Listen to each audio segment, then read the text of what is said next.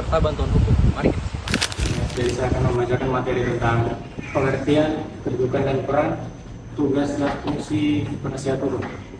Penasihat hukum adalah seseorang yang memberikan bantuan, nasihat dan pembelaan kepada klien, baik individu maupun badan hukum, yang menghadapi masalah hukum baik di dalam maupun di luar pengadilan. Kedudukan dan peran penasihat hukum adalah termasuk dalam profesi advokat, yang kedudukannya setara dengan penegak hukum lain seperti jaksa, polisi, dan hukum, terutama dalam proses peradilan. Perannya adalah menjamin hak setiap orang dalam mendapatkan bantuan hukum sebagaimana diatur dalam pasal 28D ayat 1 dan pasal 28H ayat 2 Undang-Undang Dasar 1945. Tugas dan fungsinya ialah tugas utama penasihat hukum antara lain memberikan nasihat hukum kepada klien, mewakili atau mendampingi klien di proses penyidikan, penuntutan, dan persidangan, membela hak-hak klien secara profesional dan beretika, serta membuat dokumen hukum seperti gugatan, jawaban kontak, atau perjanjian. Hak penasihat hukum mendapat akses kepada klien secara bebas, menjalankan profesi tanpa tekanan atau ancaman, mendapat imbalan jasa hukum atau honorarium, mendapat perlindungan hukum dalam menjalankan tugas. 5. Kewajiban dan etika. Penasihat hukum wajib 1. Menjaga kerahasiaan klien, 2. Bertindak jujur dan profesional, 3. Tidak menyalahgunakan kepercayaan klien, 4. Mematuhi kode etik advokat Indonesia. 6. Bantuan hukum gratis. Advokat atau penasihat hukum juga memiliki kewajiban memberikan bantuan hukum cuma-cuma atau pro bono bagi masyarakat miskin, pasal 22 Undang-Undang Advokat. Advokat adalah pilar fundamental dalam menegakkan supremasi hukum dan hak asasi manusia di Indonesia, yang diakui sebagai profesi yang sangat mulia atau officium nobile. Kedudukan advokat diatur dalam Undang-Undang Nomor 18 Tahun 2003, menempatkannya setara dengan penegak hukum yang lain seperti hakim, jaksa, dan polisi, dengan jaminan kebebasan dan kemandirian untuk menjamin proses peradilan yang adil dan seimbang. Untuk mencapai status ini, seorang calon advokat harus melalui proses yang sangat ketat, dimulai dari kepemilikan gelar sarjana hukum, dilanjutkan dengan mengikuti pendidikan khusus profesi advokat atau PKPA, lulus ujian profesi advokat UPA yang diselenggarakan oleh organisasi advokat, menjalani magang selama sekurang-kurangnya 2 tahun secara terus-menerus di kantor advokat, dan diakhiri dengan pengangkatan dan pengembalian sumpah di hadapan Ketua Pengadilan Tinggi. Dalam menjalankan tugas profesinya, advokat dilindungi oleh hak komunitas, kekebalan hukum untuk tidak menuntut secara perdata maupun pidana atas segala pernyataan atau tindakan yang dilakukan dengan itikat baik demi kepentingan pembelaan klien, baik di dalam maupun di luar sidang pengadilan. Selanjutnya, saya akan menjelaskan apa itu peran dari advokat itu sendiri.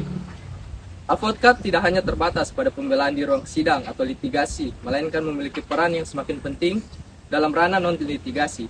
Dalam konteks ini, advokat berfungsi sebagai konsultan hukum, mediator, negosiator, dan juga legal drafter. Jasa non-litigasi meliputi penyusunan kontrak dan perjanjian bisnis, melakukan uji tuntas hukum, memberikan pendapat hukum, serta mengupayakan penyelesaian sengketa di luar pengadilan melalui mediasi atau negosiasi.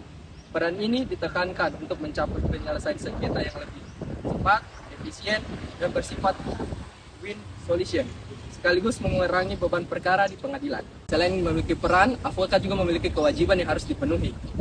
Kewajiban itu sendiri sebagai implementasi officium nobile. Sebagai profesi yang mulia, setiap advokat secara hukum wajib memberikan bantuan hukum secara cuma-cuma kepada pencari keadilan yang tidak mampu, sebagaimana diamanatkan oleh Undang-Undang Advokat dan Kode Etik Profesi. Kewajiban ini merupakan perwujudan nyata dari prinsip persamaan di hadapan hukum, memastikan bahwa status ekonomi seseorang tidak menghalangi aksesnya untuk mendapatkan pembelaan hukum yang berkualitas. Advokat yang memberikan layanan ini wajib memberikan perhatian dan pelayanan yang sama, maksimalnya seperti pada klien yang menegaskan komitmen profesi terhadap keadilan sosial. Dapat diadukan jika ada pelanggaran kode etik kepada Dewan Organisasi Advokat. Dewan Kehormatan memiliki kewenangan untuk menjatuhkan sanksi disiplin yang bervariasi, mulai dari peringatan biasa, peringatan keras, pemberhentian sementara dari profesi, bahkan hingga pemberhentian dari profesi advokat. Menjamin bahwa profesionalisme advokat selalu berada di bawah kontrol etika dan integritas. Bantuan hukum merupakan pemberian bantuan secara cuma-cuma kepada penerima bantuan hukum. Bantuan hukum juga merupakan pelayanan hukum atau legal service yang bertujuan untuk memberikan hak-hak asasi kepada terdakwa atau tersangka. Pada dasarnya, bantuan hukum diatur pada Undang-Undang Nomor 48 Tahun 2009 tentang kekuasaan kehakiman yang menjadi dasar pemberian bantuan hukum secara cuma-cuma. Dalam ketentuannya, pemberian hukum diatur pada pasal 56, yaitu 1. Setiap orang yang diberikan bantuan hukum berhak untuk menerima bantuan hukum. 2. Negara harus memberikan biaya untuk mengatur tentang perkara pemberian hukum. Penyelenggaraan bantuan hukum bertujuan untuk menjamin dan memenuhi hak bagi penerima bantuan hukum untuk mendapatkan akses keadilan. Selain itu juga terdapat Undang-Undang Nomor 18 Tahun 2003 tentang advokat yang dalam ketentuannya mewajibkan seorang advokat atau penasihat hukum untuk memberikan bantuan hukum kepada masyarakat yang kurang mampu secara cuma-cuma berdasarkan syarat-syarat yang diatur dalam undang-undang.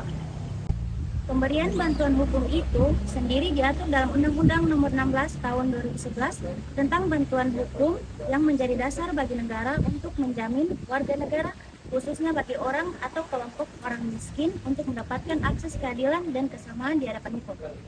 Tugas dari penyelenggaraan lembaga bantuan hukum adalah 1. Menjamin dan memenuhi hak bagi penerima bantuan hukum untuk mendapatkan akses keadilan. 2. Mewujudkan hak konstitusional segala warga negara sesuai dengan prinsip persamaan kedudukan di dalam hukum. 3. Menjamin kepastian penyelenggaraan bantuan hukum dilaksanakan secara merata di wilayah Indonesia. 4. Mewujudkan peradilan yang efektif, efisien, dan dapat dipertanggungjawabkan. Tugas lembaga bantuan hukum adalah memberikan bantuan hukum kepada penerima bantuan hukum. Dalam konteks tugas bantuan hukum, penerima bantuan hukum meliputi setiap orang atau kelompok orang miskin yang tidak dapat memenuhi dasar secara layak dan mandiri, yang meliputi hak atas pangan, sandang, layanan, pendidikan, pekerjaan, dan berusaha atau perumahan. Bantuan hukum dapat diberikan kepada penerima bantuan hukum yang menghadapi masalah hukum seperti masalah hukum keperdataan, pidana, dan tata usaha negara dengan baik, litigasi maupun non-litigasi. 2. Menjalankan kuasa mendampingi, mewakili, dan membela atau melakukan tindakan hukum lain untuk kepentingan hukum penerima bantuan hukum. Pelaksanaan bantuan hukum dilakukan oleh pemberi bantuan hukum yang telah memenuhi syarat seperti terakreditasi berdasarkan Undang-Undang Nomor 16 Tahun 2011 tentang bantuan hukum, memiliki kantor atau sekretariat yang tetap, memiliki pengurus, dan memiliki program bantuan HU.